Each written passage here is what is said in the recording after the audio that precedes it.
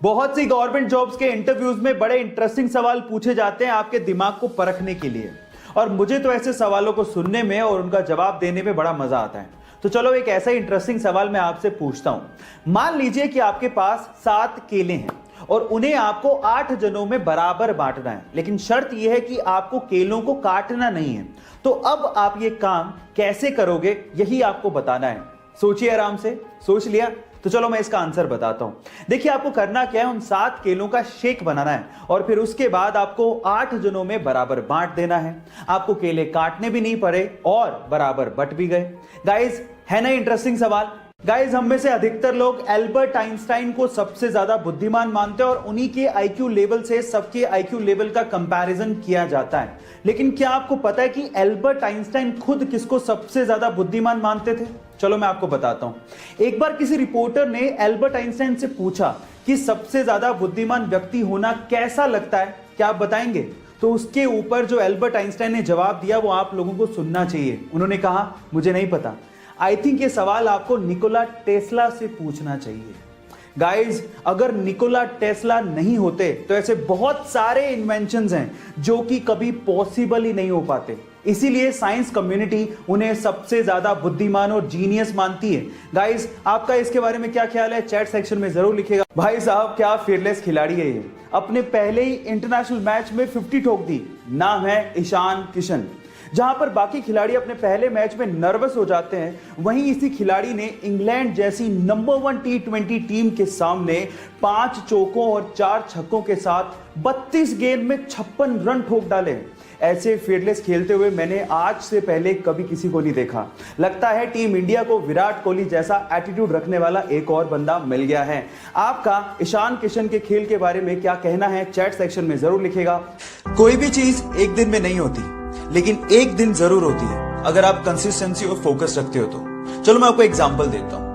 Bill Gates अगर अपना पूरा काम छोड़ के हर दिन 7 करोड़ रुपया खर्च करें, तब भी उनकी वर्थ 220 साल में खत्म होगी। इतना वर्थ उन्होंने अचीव किया है अपनी लाइफ में। पर क्या आप जानते हैं कि इस मुकाम तक पहुंचने के लिए उन्होंने कितना स्ट्रगल किया है, कितनी कंसिस्टेंसी अपनी लाइफ में रखी और कितना फोकस उन्होंने दिखाया है? I tell you. सुनने में तो यह भी आता है कि अपने स्ट्रगल के दिनों में वो रात में ही जूते पहन के सो जाया करते थे ताकि सुबह उनका वक्त खराब ना हो।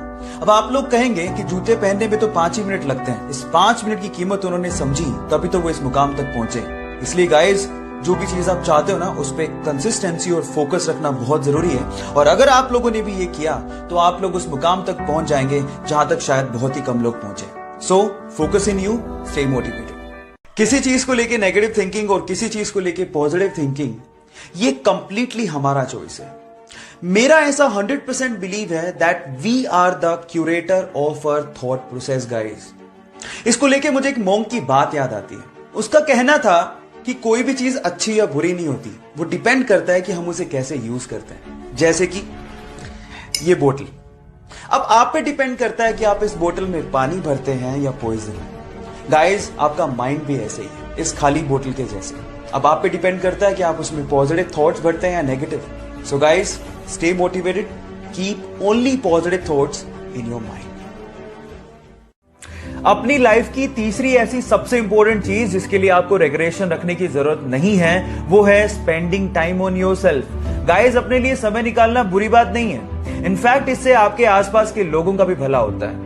जरा आप सोचिए कि खाली कप से आप किसी को क्या दे पाओगे। इसलिए सुबह जल्दी उठिए, अपने लिए समय निकालिए, मेडिटेशन करिए, माइंड को क्लीन करिए और अपनी लाइफ के लिए ग्रैटिट्यूड रखिए। एक हैप्पी, वाइब्रेंट और गिविंग लाइफ के लिए अपने लिए समय निकालना बहुत ज्यादा जरूरी है। इससे आप दूसरे लोगों का ज्यादा भला कर पाओगे। बाकी बचे हुए रीजंस के लिए मुझे फॉलो करना मत भूलिएगा। Till then guys, stay connected, stay motivated. सपने तो शायद हम भी बहुत बड़े देखते हैं, लेकिन मुसीबतों और बहानों के आगे हमारे सपने घुटने टेक देते हैं। लेकिन एक वो लड़की थी जिसके सपनों के आगे मुसीबतों और बहानों ने घुटने टेक दिए। एक गरीब परिवार में पैदा हुई। बचपन उसका खेतों में काम करके निकला।